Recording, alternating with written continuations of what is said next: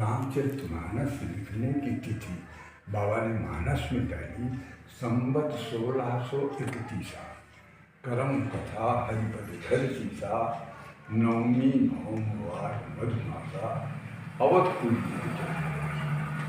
तो 15 से 1631 76 वर्ष की आयु में चैत्र सुदी नवमी मंगलवार ठीक 12 बजे भगवान राम का जन्मोत्सव तो हर जगह मनाया जा रहा है, लेकिन अयोध्या में मनाया जा रहा है। और ठीक 12 बजे उन्होंने अयोध्या से लिखना शुरू किया है। प्रयाग में लिखा, राजापुर, चित्रकूट, जहाँ कहीं गए लिखते रहे। काशी में पूरा किया है। कब पूरा किया है ये तिथि बाबा ने नहीं डाली। उनकी तो मान्यता है कि जब तक सूर्य चंद्रमा पृथ्वी रहेगी राम कथा चलती ही रहेगी, और राम कथा बराबर चल रही है। बाबा बेणी माधव दासी पसका गोंडा के निवासी थे, तुलसीदास जी के मित्र थे, बाद में शिष्य हो गए तुलसी के। उन्होंने मूल गोसाई चरित्र में लिखा है कि 1631 में राम जन्मोत्सव पे अयोध्या से लिखना शुरू किया। राम जन्मोत्सव पे 1631 में लिखना शुरू किया। राम विवाहोत्सव पर 1633 में राम विवाहोत्सव पर अगहन सुदी पंचमी दिन मंगलवार को काशी में पूरा किया। इस गणना के अनुसार 2 साल 7 महीने 26 दिन उनको लिखने में समय लगा, और 126 साल बाबा की पूर्ण आयु थी, उम्र थी। आप लोगों ने पढ़ा है संवत 1680 गंग के तीर, श्रावण श्यामा तीज शनि, तुलसी तजो शरीर। तो 15 चमन 1626। तुलसीदास जी महाराज जी के वंश में व्यक्ति में कोई है नहीं, ये सब उन्हीं का परिवार है, राम परिवार है। माता पिता की पहली संतान पैदा हुए, मां नहीं रही, 12 महीने में पैदा हुए तुलसीदास जी। व्यास जी 12 साल में बाहर आए, सुखदेव जी पैदा होते ही राम बोले थे, इनका नाम राम बोला था। दांत भी निकले हुए थे उनके। सब थे, राम बोले थे, रोए। लिखा भी है कि राम बोला नाम हूँ राम। बचपन में राम बोला ही नाम था। मेरे पास बहुत उदाहरण है, एक दो नहीं।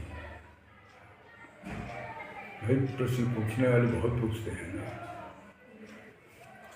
सिया राम जी।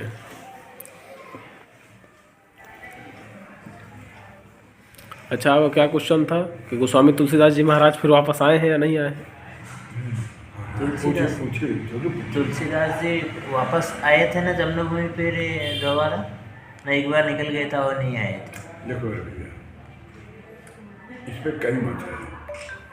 बाबा बेणी माधव दास जी तो लिखते हैं कि तुलसी भगवान की शरण में गए और रत्ना विषम शरणागत को प्राप्त हुआ। लेकिन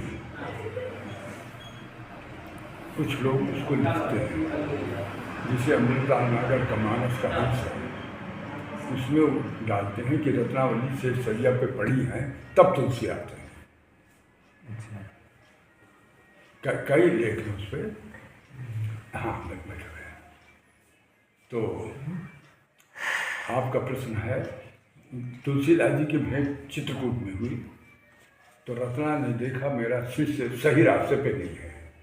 भाई वो गुरु शिष्य है ना, पत्नी तो है नहीं। उन्होंने गुरु मान के प्रणाम करके गए हैं रत्ना को। तो रत्ना देखा मेरा शिष्य सही रास्ते पे नहीं है, तो उन्होंने एक पत्र दिया एक सखी को। उसका आशय था कि मैं औरत हूँ ना, अपने संग सहेलियों के साथ रात में सो जाती हूँ। आप तो पुरुष हैं, कहीं इस मंदिर में है, कहीं वहाँ है, कहीं कहाँ है, पता नहीं कहाँ कटती हो, व्यंग्यात्मक है। तुलसी ने उत्तर दिया था, जब सखी को दिया जाकर महाराज जी को दो, तुलसी पढ़े तो लिखते हैं कि कटे एक रघुनाथ संग बांध जटा सिर केश। मेरा तो 24 घंटा सिर में जटा बांध के राम के साथ कटता है। हम तो चाखा प्रेम रस, हमें प्रेम रस मिल रहा है। पत्नी के उपदेश, यहाँ पत्नी का उपदेश है। गुरु का उपदेश नहीं है।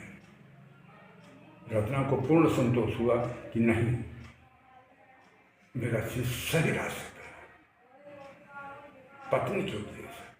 आपके प्रश्न भाई मैं कई मंतव्यों को बोल रहा हूँ। भला तुलसी का दोहा है, दोहा नंबर 268 क्या है कुछ ध्यान नहीं, अब मैं भूलता बहुत हुई है, पहले बहुत याद रहता था।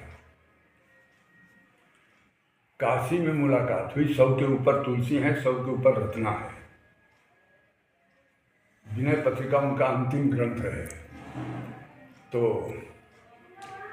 वहाँ भी इनको, अब भाई संत है, इनके कांध में एक झोली टंगी है। भाई हर संत के झोली टंगी होती है। अरे झोली में क्या होता है? भगवान का विग्रह, अगरबत्ती, माचिस, पूजा, तिलक का सामान, यही तो होता है, दूसरा कुछ नहीं होता। तो रत्ना कह रही कि खरिया खरी कपूर सब, और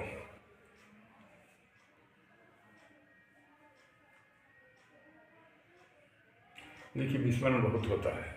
तुलसी ने उत्तर दिया था उसका, हाँ, कि इनके कांधे में झोली टंगी है। झोली में क्या है? तो झोली में उनके, इनके अंदर मोह है, मोह है। आप झोली रख के स्नान कीजिए और कोई झोली आपका ले गया तो आपको निकले बाहर, प्रबंध सब हो जाएगा, लेकिन तुरंत आपको कष्ट हुआ कि अरे मेरी झोली गई, इसमें भगवान का विग्रह था, ये था, विचलित हो जाएंगे। इनके अंदर अभी मोह है, ये दुर्गुण है अभी, मेरे शिष्य के अंदर मोह है।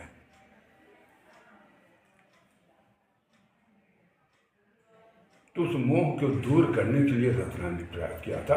अंत में तुलसी ने सब कुछ छोड़ दिया, केवल नाम का ही सहारा लिया, आला माला जितना है सब छोड़ दिया। राम नाम अवलंबन एको है। 2.5 अक्षर प्रेम का पढ़े सो पंडित हो, अलग है, छोड़िए। संतोषजनक उत्तर नहीं दे पाया मजबूत, कारण की विस्मरण होता है। हाँ, छोड़ भैया, तुलसीदास जी के हाथ का लिखा हुआ है, हाँ। वो बिल्कुल खुला है, आप आए हैं, बराबर आके नज़दीक से दर्शन कर लीजिएगा। हाँ भाई, आपका मोबाइल चल रहा है, जरूर लीजिए। तुलसीदास जी की हैंड राइटिंग पढ़ने में नहीं आएगा। हाँ, बस जाओगे, चलता रहेगा, नहीं इस तरह पूरा समय चला जाएगा उनका। हाँ हाँ, ये अक्षर के लीजिए, इसमें ये अक्षर मिलेंगे, आप इन अक्षरों को जानते हैं, और जितने 50 के ऊपर वाले हैं इसके 6 अक्षर जानते हैं, बस 9 अक्षर नहीं जानते। आपको इसके पढ़ने के लिए इन अक्षरों का प्रयोग करना पड़ेगा। अब ये वाले अक्षर बेटा जो तुम जानते हो ना, ये कोई भी अक्षर इस पर नहीं है। जो तुलसी के समय में अक्षर थे, उन अक्षरों का प्रयोग कीजिए, इसी में सब पकड़ जाते हैं।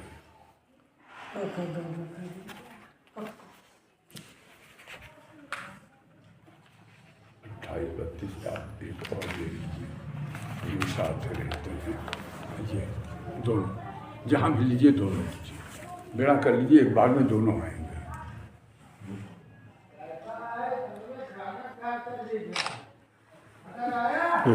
ये 1980 में कानपुर के रामशंकर बहीवालों ने इसमें कबर लगाया।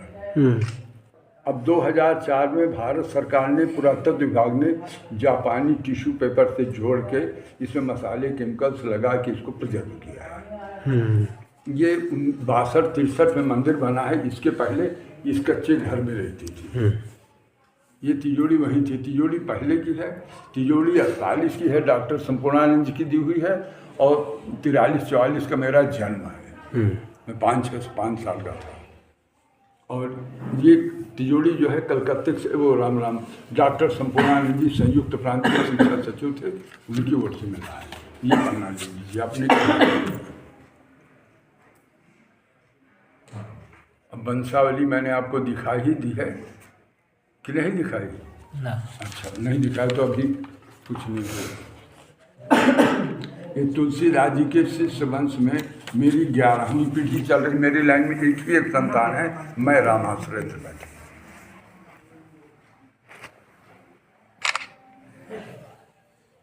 ठीक।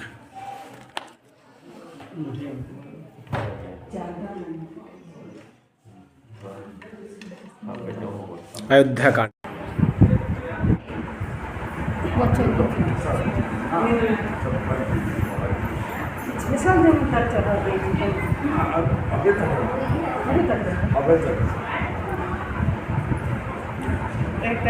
वीडियो बनाओ।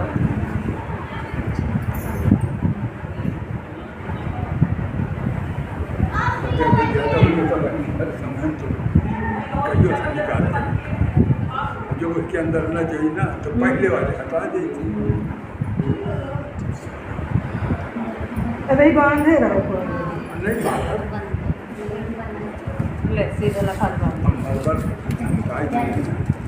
बस